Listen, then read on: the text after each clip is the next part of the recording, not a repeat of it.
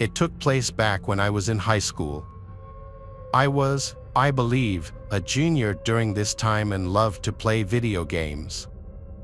I had a good friend at school named Noah, who I would game with almost on a nightly basis.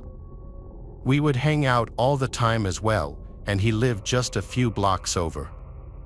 On this night, we were playing video games online on our PlayStation 4s. I was at my house, and he was at his. We had headsets so we could talk to each other as we were on. I remember that after playing for a while, Noah said, "What was that?" It kind of came out of nowhere, and I assumed that he was just talking about the game. I asked him what, and he didn't answer me at first. Then all of a sudden, he said, "What the," and it kind of abruptly went quiet. I heard some other noises but couldn't make them out. I didn't know what was going on. I asked Noah what he was doing, but he did not answer me. Everything was silent for a while. After, I sent Noah a Snapchat asking him what that was all about. I was really confused, but Noah did not immediately open it. So, I got curious and was kind of concerned. I decided to walk over to his place. Maybe he was playing a prank on me, but I felt like I should go ask him. We were such good friends, and it wasn't that weird for me to do that. So, I left my house at whatever time it was, probably like 10 p.m. It was dark out, and after walking a few blocks, I arrived at Noah's street. It was quiet, and we both lived in a pretty typical neighborhood for the most part. When I reached Noah's house, I wasn't sure if his parents were home or not because most of the lights in the house appeared to be off. I walked up to the front door and knocked on it. At first, there was no answer. It was very quiet.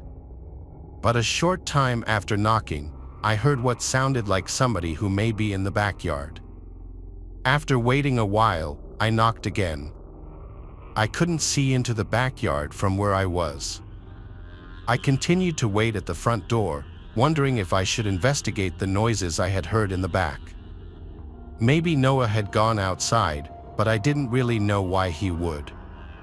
Then finally, I heard someone walking towards the front door inside. The door then opened, and Noah was standing there.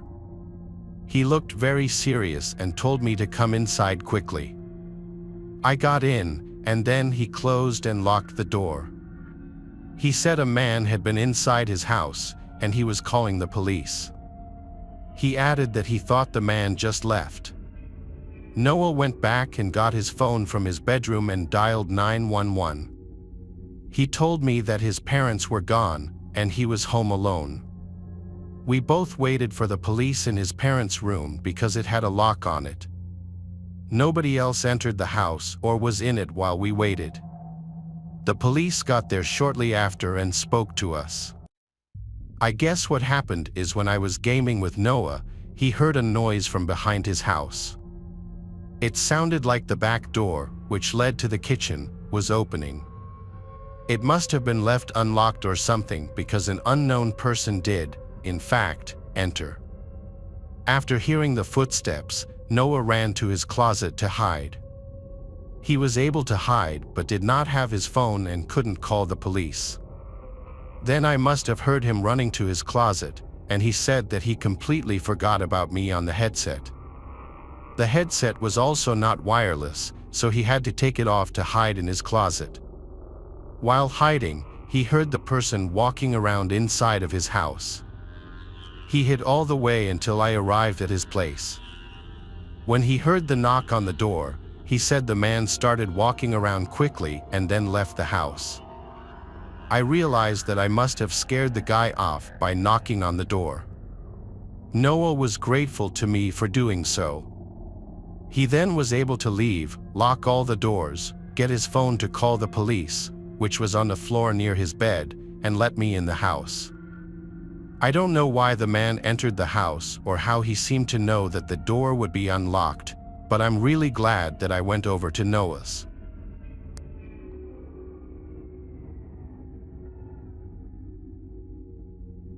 Our next tale takes us back to the neon-lit golden age of arcades, a time when joystick warriors battled it out for high scores and bragging rights. In the bustling heart of the city, nestled between a dingy pizzeria and a flickering neon sign promising adult entertainment, stood the Pixel Palace, a haven for gamers seeking an escape from reality. Among the flashing lights and the cacophony of blips and bleeps stood a machine unlike any other, its faded paint and flickering screen whispering tales of a bygone era. This was Dark Carnival, a game shrouded in mystery and whispered rumors, said to be haunted by the spirit of a former player. The legend went that a young man named Ben, a regular at the Pixel Palace, had become obsessed with Dark Carnival, spending every waking moment at the arcade, his fingers flying across the joystick, his eyes glued to the screen. He poured his allowance into the machine, determined to conquer its fiendishly difficult levels. After weeks of relentless gameplay, Ben finally achieved his goal, his initials flashing proudly at the top of the high-score screen. But his triumph was short-lived. As he celebrated his victory, a surge of electricity, a freak accident, seared through the machine, striking Ben down where he stood. Some say Ben's spirit, unable to leave the game he loved, became trapped within the machine, his digital ghost forever bound to the arcade cabinet. And so the legend of Dark Carnival grew, whispered among the regulars, a chilling tale of obsession and the insatiable hunger for the high score. Most dismissed it as an urban legend, a spooky story meant to deter players from hogging the machine for too long. But there were those who claimed to have witnessed strange occurrences firsthand, the screen flickering erratically, the game playing on its own, the faint sound of laughter echoing from the speakers, a chilling melody that sent shivers down their spines.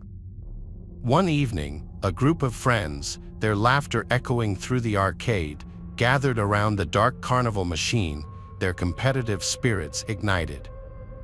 Among them was Tony, a skeptic by nature who scoffed at the stories surrounding the game. "It's just an old machine," he declared, "nothing more than wires and circuits." His friends, a mix of believers and those who enjoyed a good scare, exchanged nervous glances as Tony deposited a coin into the machine, the screen bursting to life with a burst of static. As Tony navigated the game's opening levels with ease, his skepticism began to waver. The game seemed to anticipate his every move, the enemies reacting with an almost unnatural precision, as if controlled by a sentient force.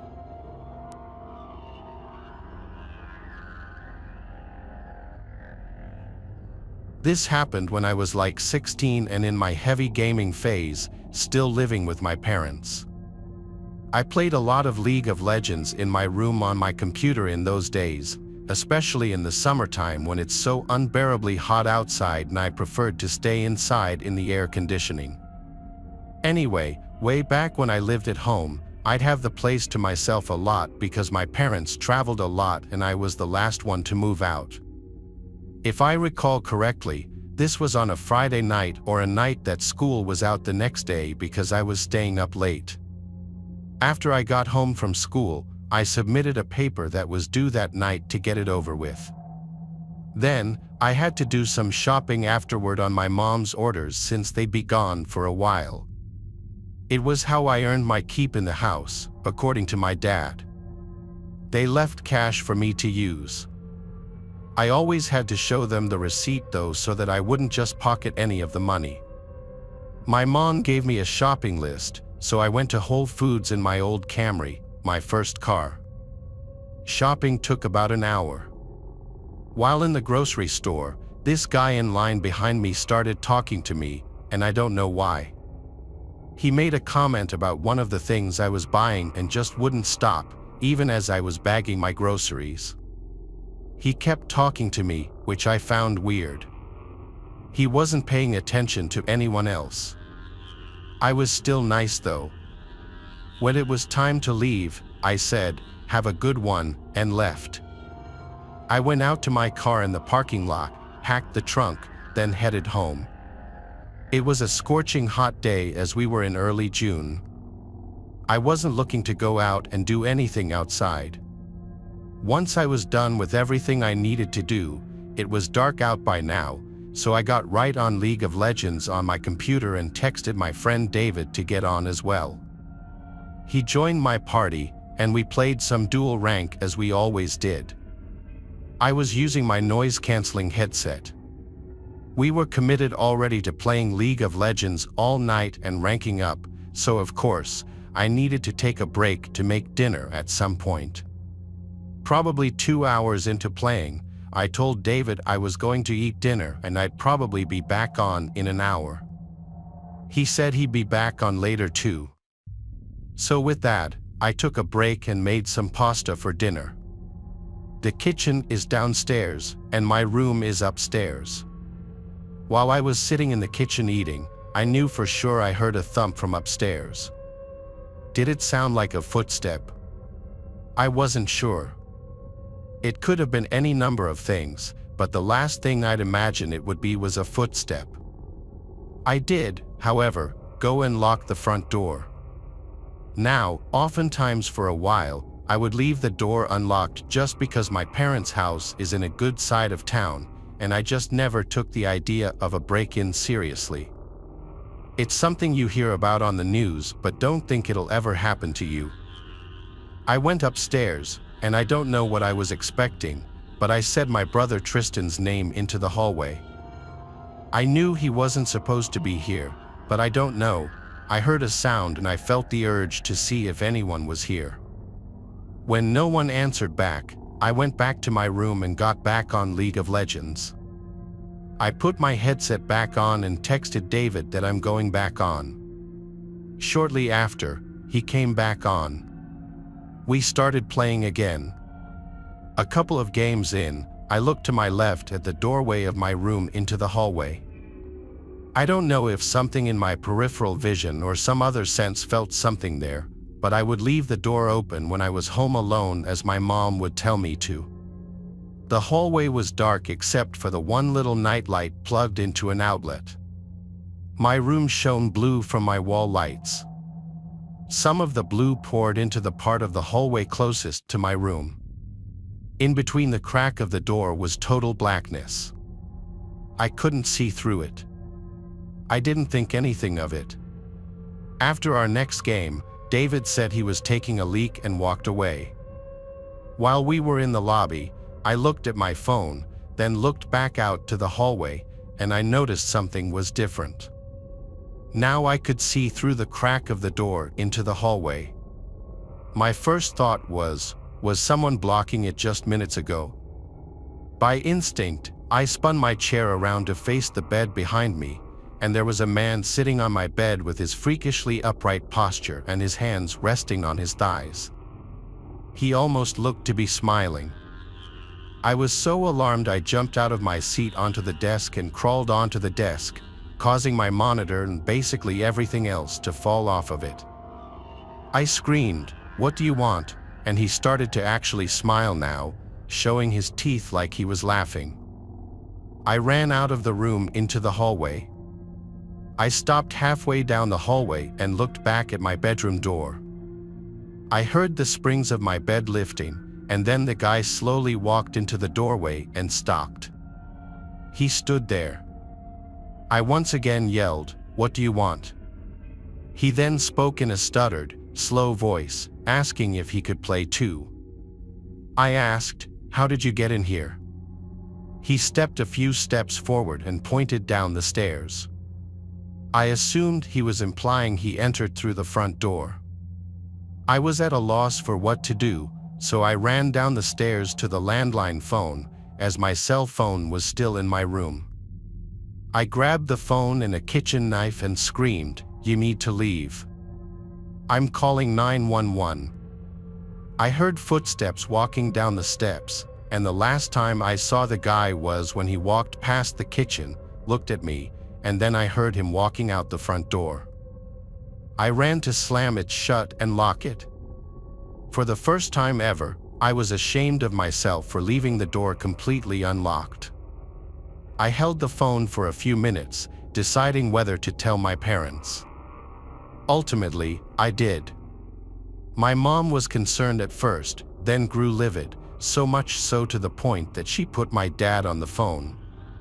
He told me to go through the house and make sure nothing was taken. I went through every room, and honestly, everything seemed in place.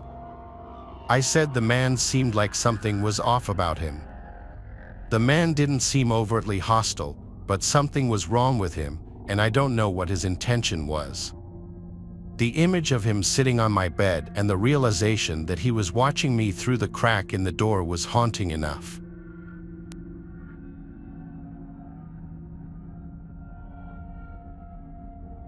This is something that happened to me when I was much younger. I believe I was about 11 or 12 during this time. I lived at home with my older brother and my parents. One of my favorite things to do after school most days was to unwind by playing some video games. I would go upstairs to my bedroom and start playing on my PlayStation 2 for a while. Sometimes, I would play all the way until it was time for dinner. So, one day I got home from school and went straight up to my bedroom to play some video games. Both my parents were still at work, and my brother was still at school. That's how things usually were for an hour or two after I got back on most days. I remember playing video games, and a little while in, I heard my brother getting home downstairs. The front door opened and closed, and I heard him walk inside. I thought nothing of it and I kept gaming. But about an hour later, I got a call from my mom. I had a home phone in my bedroom and saw through the caller ID that it was my mom's cell phone. When I answered, she told me that she was on her way to pick up my brother from his friend's house, and they would be home soon. My dad was going to pick up some food on the way home from work, and she wanted to know what I wanted. I told her whatever food it was that I was in the mood for that night. Then we said bye, and I hung up. It was only after ending the call that I realized it was strange that my brother was not home. If he was at a friend's house, then who had I heard entering our house? My heart started racing, and I had a terrible feeling. I carefully walked to my bedroom door and opened it up. I had never heard the person walking upstairs or near my bedroom. I didn't know where they went after entering the house. So, after not hearing or seeing anything, I left my bedroom. I quietly walked down the hallway and looked downstairs. I still saw nothing. Then I went down the stairs. Once there, I walked around the main level of the house looking. I did not see anybody, but when I was near the kitchen and kind of the front door, I heard a noise coming from the basement. It sounded like somebody was down there. I quickly ran away and went back upstairs to my bedroom. A short time after entering my room, I heard the front door to the house open and close again. At that point, I ran back downstairs. When I got to the front door, I saw what looked like a man walking away down the street. I didn't recognize him and only saw him for like 2 seconds. It might not have been the same guy who had been in the house, but I think it was. I then locked all the doors and called my parents, who then called the police. The door had been left unlocked for when my brother got home. I hadn't known he was going to a friend's house. Looking back, I can't believe it happened. I didn't even know I was home alone with some random guy downstairs. I'm really glad that he didn't go near my bedroom.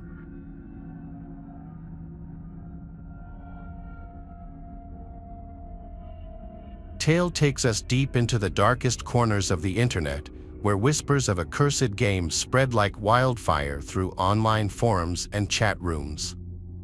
They called it the Grimoire, a text-based role-playing game shrouded in mystery and whispered rumors of misfortune and despair. Legend had it that the game was the creation of a reclusive programmer, a digital recluse who had poured his darkest fears and obsessions into its code. But something went wrong. The game, once intended as harmless entertainment, became corrupted, twisted by an unknown force, its code taking on a life of its own. Rumors spread like wildfire through the online gaming community, tales of players experiencing strange phenomena, their real lives mirroring the events of the game with chilling accuracy. Some claimed to have lost fortunes, their in-game losses translating into real-world financial ruin. Others whispered of broken relationships, accidents, even disappearances, all linked to the game's malevolent influence. The game, it seemed, had a way of reaching out from the screen, of blurring the lines between the virtual and the real with terrifying consequences. Despite the chilling tales, curiosity got the better of many, drawn to the game's mystique like moths to a flame. Among them were two friends, Mark and Lucas, avid gamers with a penchant for the strange and unusual. They stumbled upon the grimoire on a hidden forum, its download link buried beneath layers of cryptic messages and warnings. Intrigued and perhaps a little foolish, they decided to download the game, eager to experience its mysteries firsthand. As they installed the game, a sense of unease settled over them, the computer screen flickering erratically, the room growing noticeably colder. Ignoring the warning signs, they launched the game, its opening screen a jumble of distorted text and disturbing imagery that seemed to writhe and pulsate before their eyes. A single line of text appeared on the screen, its message chilling in its simplicity: "Welcome to the grimoire. You have been warned."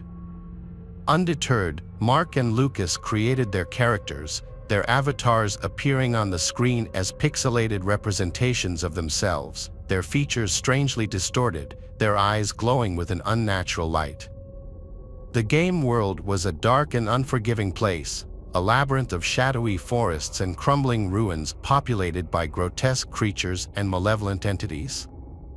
As they progressed through the game, they couldn't shake the feeling that they were being watched, their every move scrutinized by an unseen presence.